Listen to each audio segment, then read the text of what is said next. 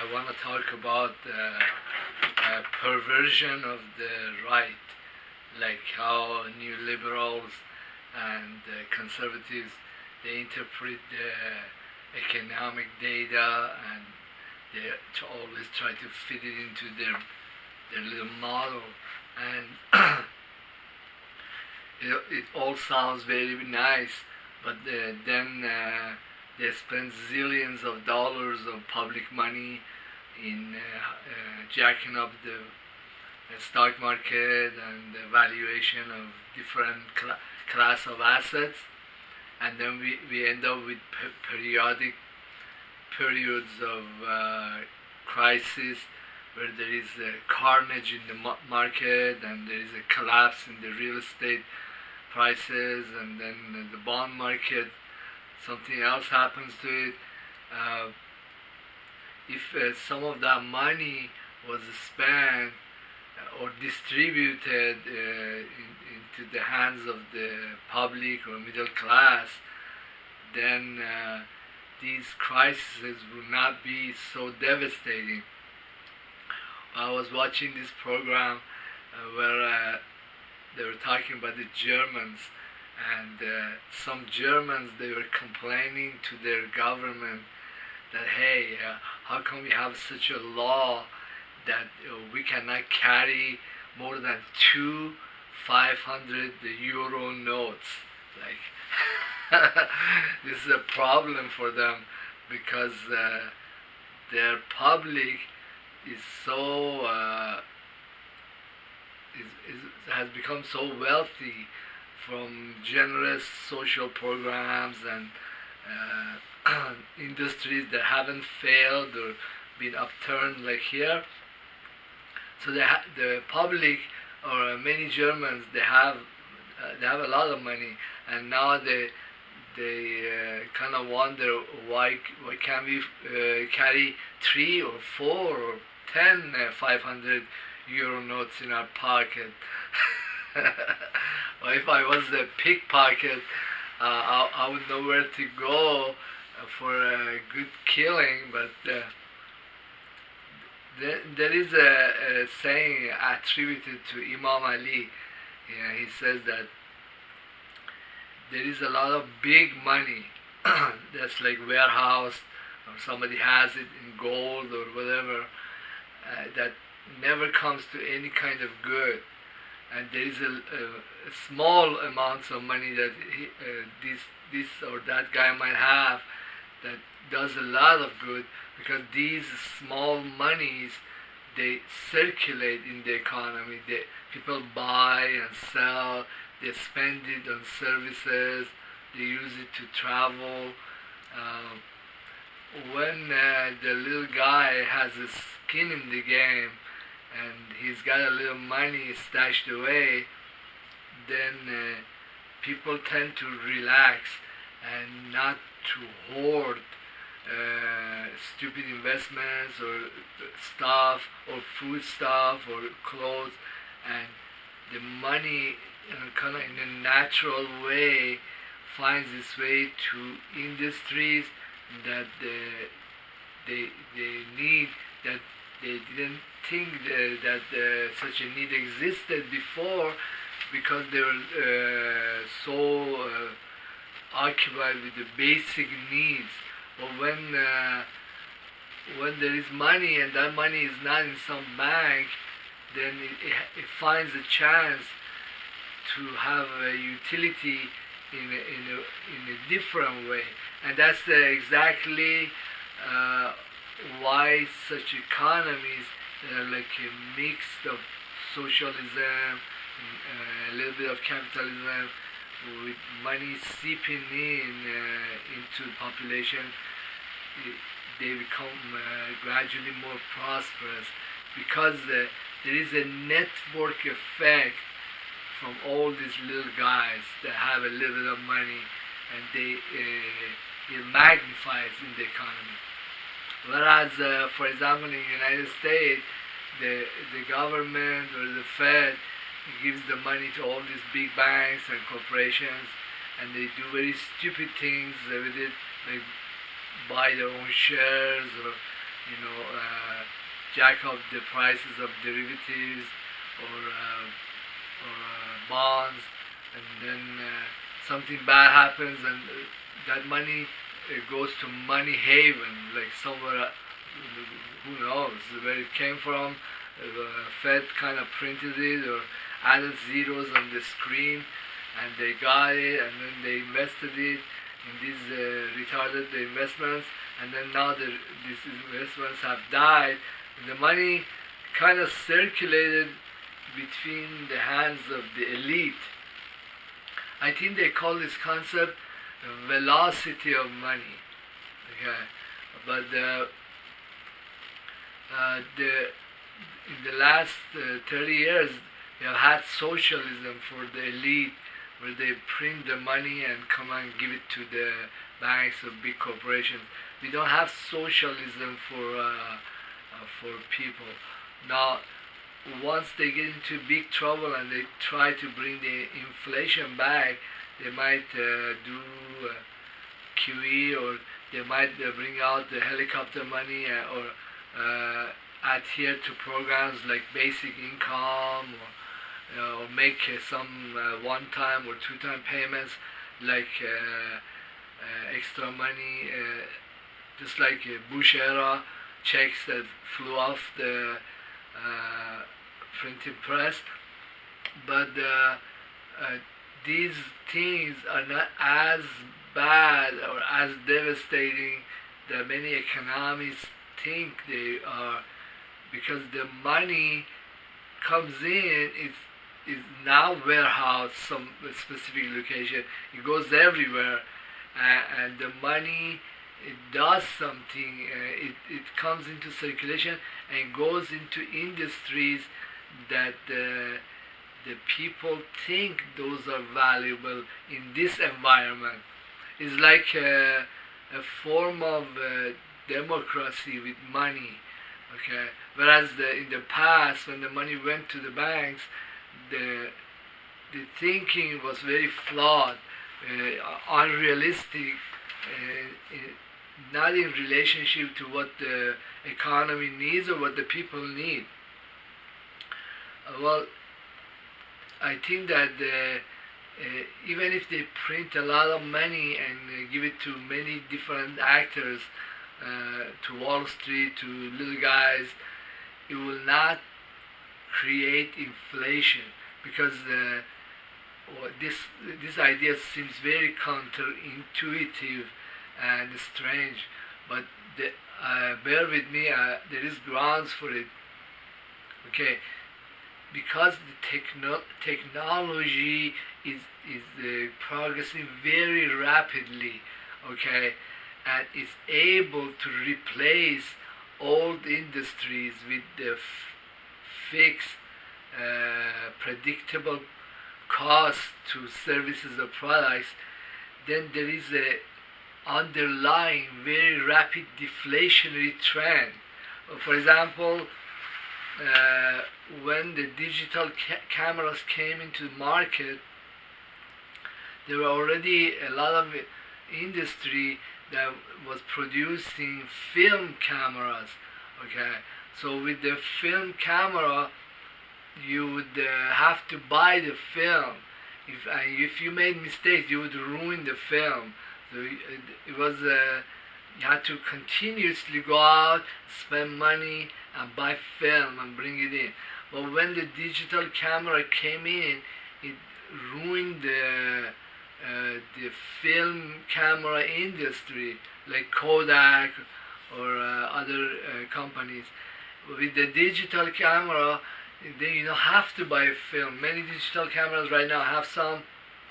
You just download it with the UPS cable into your computer, and you erase or transfer the pictures, and voila, you don't need any more film. Your cost of bringing this camera back to service is zero. So if there are continuous technological development, and this is a deflationary, very strong deflationary trend, and in fact we are going or we are already in a singularity where, for example, AI can not only replace many gadgets and many devices, it can replace even white collar workers. It can drive the car or the plane and or go to Mars, all automated. So these are all different costs that were associated with different industries, and within this cost many different companies benefited or individuals made money. But then when this cost they collapse to zero or become very much closer to zero, then what will happen if the Fed or the government keep printing money and giving it to different industries or even to the Jack and Jill on the street, then this money, many people will kind of save it. It will not go back into the economy because the cost structure has collapsed. There has already been deflation, and this kind of technologically induced deflation is difficult to see because it happens in a gradual fashion. Then there is a sudden collapse, then it goes on, it becomes even worse. Well, there were some economists, they were studying production of t-shirts and where cotton ended up being used. Now, one of them wrote a book, it was called Chase to the Bottom, which means like this is actually what happens to many products. Not products that are extremely exotic products. Like if I built a plane that went straight to Mars from the surface of the planet Earth, well, this product or this thing will not fall into the other product. If I made a toothpaste, well, then the toothpaste industry exists, and there is many actors and many players, and their cost is close to zero. I'm competing with the very established industry that has been experiencing deflationary trend where the cost is plummeted to almost zero. That means that there is intense deflation, and also there is singularity coming in where the machinery or the software is able to take over more and more industries, things that only like a PhD could do. Now the machine can do it, the AI can do it.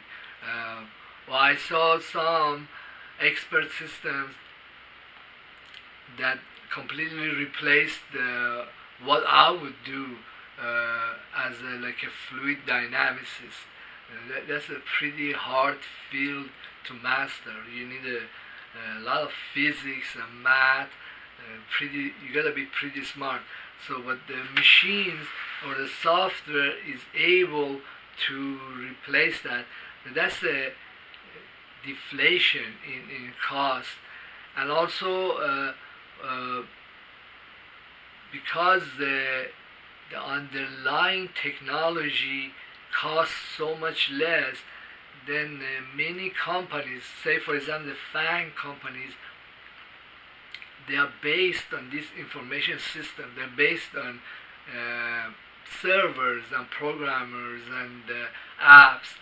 And then if the cost of making another Amazon or another Netflix has been experiencing deflationary trend, if the cost is not very much, then the companies that are built on this older technology, and now they have a valuation in the stock market or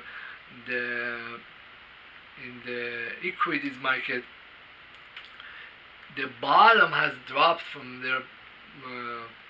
their stock price. they don't know it, or the investors, they don't know it, because they're accustomed to this product, to this company. But then things don't stay the same. Then suddenly another company comes in and tries to make another Hulu or another Netflix, and say, hey, it really doesn't take that much effort to make a company. Then the deflation starts. But this deflation is more insidious and troublesome, because this is the entire company, is entire industry that was built up, it collapses.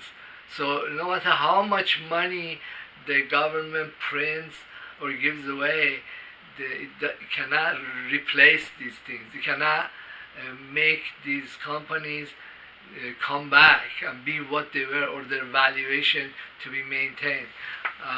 What the smarter thing is to give this money to consumers, because they have to spend the money, or at least some of it, on consumer goods, and they will have some effect, and then we go from there. Well, these ideas regarding deflation, inflation are very interesting, and I don't know if there are models out there that realistically show the extent of the deflationary collapse and where it's going, to see that the inflation or printing money would even help. Well, I know that the prices of commodities is going to collapse even further. Well, another net effect of technologically induced deflation is that the products that come out, they are cheaper, they're more accessible, so the consumer, it does not have to go, for example, and go buy films. Okay, so when that market closes down, then less money is coming into the economy. It looks like the economy is shrinking, but it's not. It's shrinking in the terms of the dollar value, but the people are still getting the same services or products, or even much more. But when you look at the whole economy, it looks like a huge shambles, because many economists are using old metrics, and they look at this and say, hey, look, the shipping lines are transporting about a third of what we used to do in like a couple of years down the road. Well, that's the economy has shrunk, but you get my concept. This doesn't have to be film; it can be many products. But actually, two economists, they made a bet. I think they were betting on chromium metal, and one said that the chromium price will increase because the supply is limited, and the other one said that no, as we get technologically more advanced, better technology is able to dig out more chromium out of the ground and process it and bring it to market cheaper. And then they kind of called the bet in about a year, and the one that said that there's going to be a drop in the price of chromium, he won. So we can see now that the price of oil is dropping, and it looks like the demand is shrinking, but that's not really true. The demand for energy is not shrinking. The society is going and finding clean fuel, like natural gas. Like, for example, Qatar is just mostly concerned with exporting natural gas, which is a cleaner fuel. So the world economy is absorbing better kind of fuel, and not only that, also they're producing a lot more energy from solar or wind, and it's like these other technologies are taking bites out of established industries, which is a very deflationary trend. And the price of oil has dropped in the recent years from 100 to 50, and who knows, might collapse again. The Saudis did something really stupid and forced the price down to 30. So the market got used to this idea, hey, we could somehow get these prices. Well, but the prices were collapsing anyhow because of other reasons.